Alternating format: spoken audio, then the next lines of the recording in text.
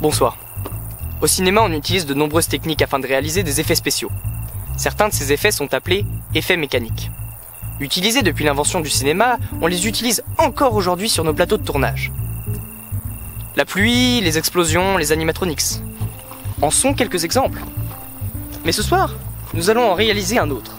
Et ce, à l'aide d'un putain d'espion russe. Data Vladimir Vla Putalidin du Kremlin.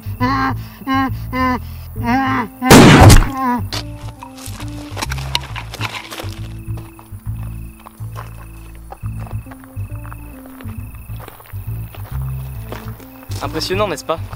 Ouais, je sais. Mais allons au labo pour voir ça de plus près.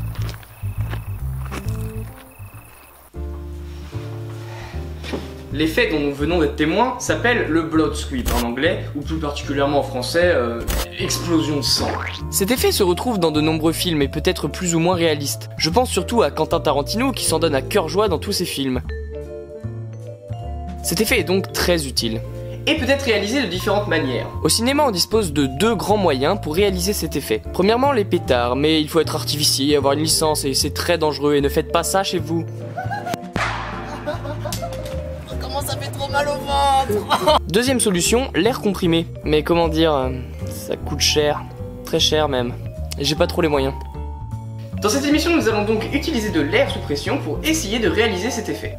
On aura besoin donc d'une chemise, vieille de préférence, d'un tuyau plutôt long, de petites pinces de serrage là, des choses, hein, je sais pas ce que ça veut dire.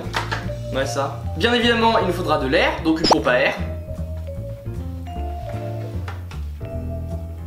Merci Corinne, vous êtes un ange. Un extincteur peut marcher aussi. Et bien évidemment, il vous faudra un humain, parce que sinon ça marche pas. Allez. Tada! Vous avez tous les ingrédients, maintenant on va mettre ça en place. Dernier ingrédient, du faux sang aussi, mais on verra ça plus tard. On s'est donc rendu à Bricomarché pour acheter un long tuyau dont on coupera les bouts inutiles avec un ciseau rouillé. Puis direction Intermarché pour acheter des pinces de serrage, car c'est moins cher là-bas. Elles permettront de fixer le tube à la pompe à air trouvée chez Bricomarché. Assurez-vous qu'il n'y ait aucune fuite d'air. Puis avec un autre tuyau transparent que j'ai oublié de citer dans l'intro, on va venir couper avec un cutter rouillé un trou suffisamment grand pour placer un entonnoir. Puis on raccorde ce tuyau à l'autre, encore avec une pince de serrage. Vas-y. Une fois que tout ça marche bien, on va venir boucher le haut avec ce qu'on peut. Ici on a pris un bouchon et de la colle. Et voilà, notre machine est fonctionnelle et est prête pour le test. Ici on va la tester avec de l'eau pour commencer.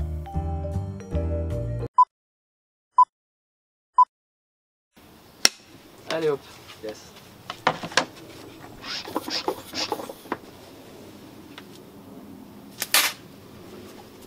C'est génial! Ça marche de ouf! Ça marche trop bien!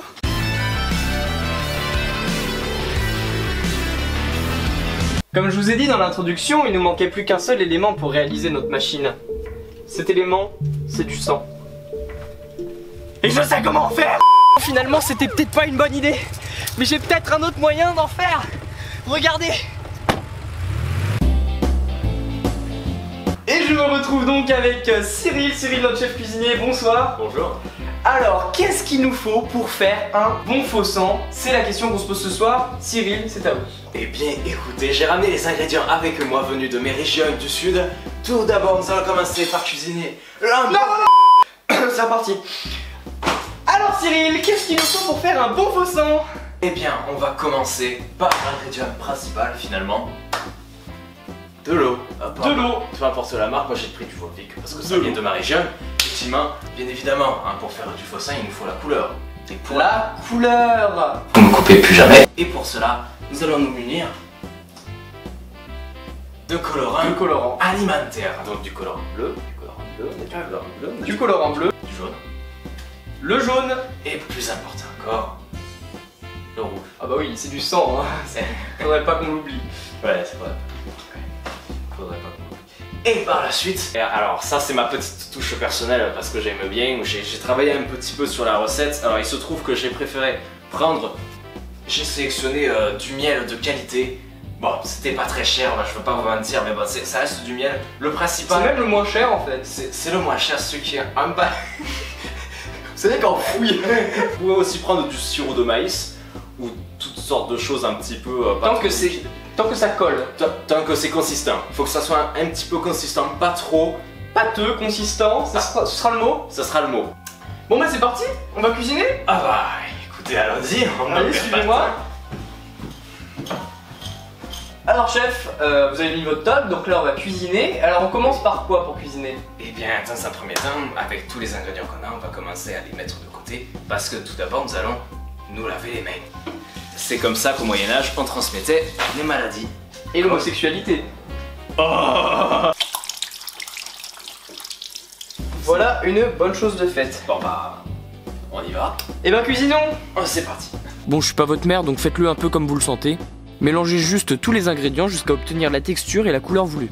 Mais dans l'ensemble, faut que ça reste quand même assez liquide pour pas que ça coince dans les tuyaux.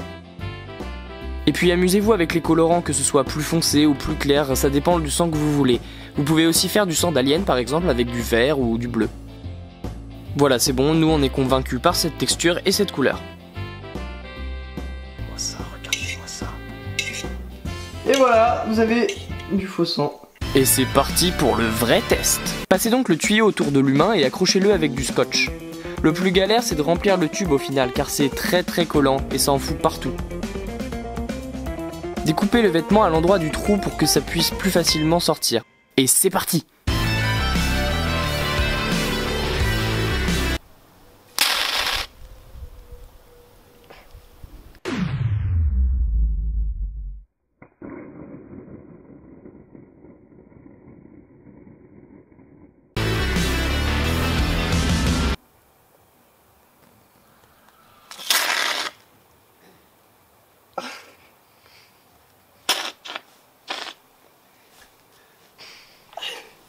Ah, c'est cool.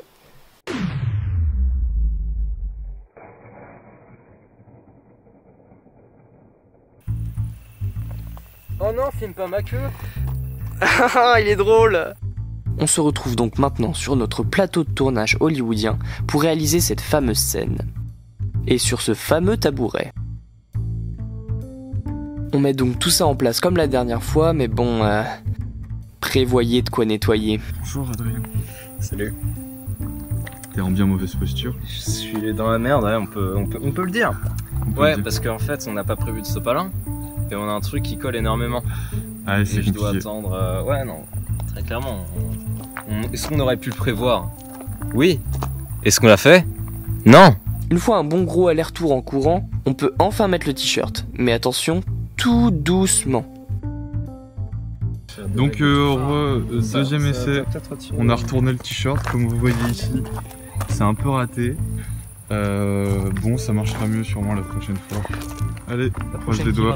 La petite gaffe passée, on fait une petite ouverture dans le t-shirt. Et c'est parti pour le show. 2, 1.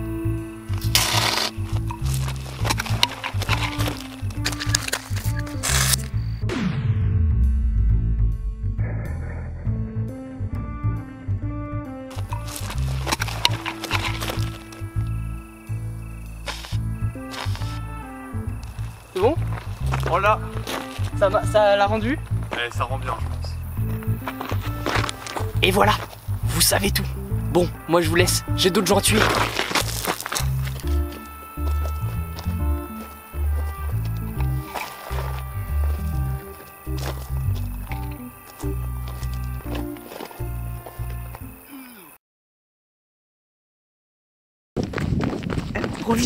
Reviens, tu t'échapperas pas de mon camp secret.